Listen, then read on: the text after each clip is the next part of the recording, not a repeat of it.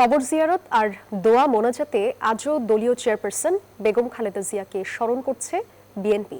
শনিবার জিয়া উদ্যানে দলের প্রতিষ্ঠাতা জিয়াউর রহমান ও খালেদা জিয়ার সমাধিতে শ্রদ্ধা জানান নেতাকর্মীরা।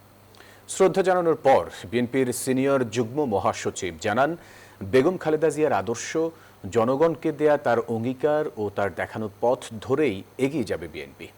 বিস্তারিত প্রতিবেদনে। জিয়া উদ্যানে স্বামীর সমাধির পাশে শায়িত দেশনেত্রী বেগম খালেদা জিয়া। নেতাকর্মীদের শ্রদ্ধা প্রার্থনায় মৃত্যুর পর জীবিত তার রাজনৈতিক আদর্শ। অন্যায়ের কাছে আপোষ না করায় বেগম জিয়া হয়ে উঠেছেন 4.5 দশকের এক অনবদ্য রাজনৈতিক প্রতিষ্ঠান। শনিবার সকালে প্রয়াত বেগম খালেদা জিয়াকে শ্রদ্ধা জানাতে আসেন মহিলা দলের সদস্যরা। চোখের জলে দুহাত তুলে দোয়া করেন পরকালের মুক্তির জন্য।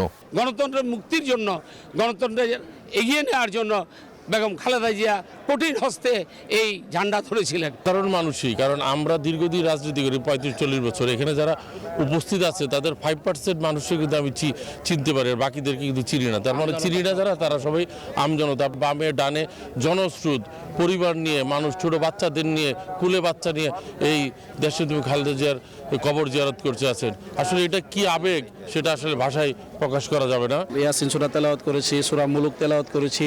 তেলাওয়াত করার পর রব্বুল আলামিনের কাছে আমি ওনাদের জন্য দোয়া করেছি। দলীয় অভিভাবক হারানোর 4র্থ দিনেও তাই শোক ও শ্রদ্ধা জানাতে ছুটে আসছেন তারা। বিএনপি নেতারা বলেন, বেগম খালেদা জিয়ার দেখানো পথেই গণতন্ত্র সমুন্নত থাকবে এবং মায়ের দেখানো পথ ধরেই দেশকে এগিয়ে নিয়ে যাবেন তারেক রহমান। ম্যাডামের যে স্বপ্নগুলো ছিল, যে কাজগুলো উনি করতেন গণতন্ত্রের জন্য উনি যে আপোষহীনতার পরিচয় দিয়েছেন, সেই গণতন্ত্রকে রক্ষা করার জন্য আমরা জীবনের সমস্ত ত্যাগ আমরা শেষ রক্তবিন্দু দিয়ে করার চেষ্টা করব। তার যে রেখে যাওয়া আদর্শ, সেই আদর্শ এত উঁচু মাত্রার নৈতিক বৈশিষ্ট্য ধারণ করে। আমরা সেই পথ ধরে, তার দেখানো পথ ধরেই আমরা এগিয়ে যাব। জাতীয়তাবাদী মহিলা দল এগিয়ে যাবে, বিএনপি এগিয়ে যাবে, সকল অঙ্গ সংগঠন এবং এদেশের জাতীয়তাবাদী শক্তি এগিয়ে যাবে।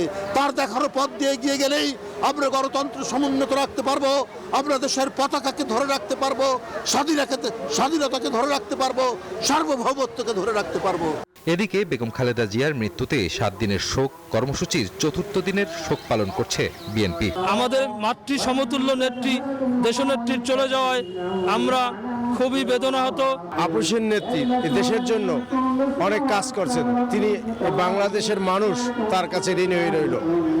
আজকে তিনি মানুষের কাছে ঋণী না, বাংলাদেশের মানুষ তার কাছে ঋণী হয়ে রইল। দলের কার্যালয়ে ও দেশের বিভিন্ন স্থানে দোয়া মাহফিল এবং কোরআনখানি অনুষ্ঠিত হচ্ছে। শ্রদ্ধা জানাতে বিএনপির কেন্দ্রীয় কার্যালয়ে, ঢাকার গুলশানে চেয়ারপারসনের কার্যালয় এবং জেলা কার্যালয়গুলোতে শোক বই খোলা হয়েছে। রাজু মাহমুদ, নিউজ 24, ঢাকা।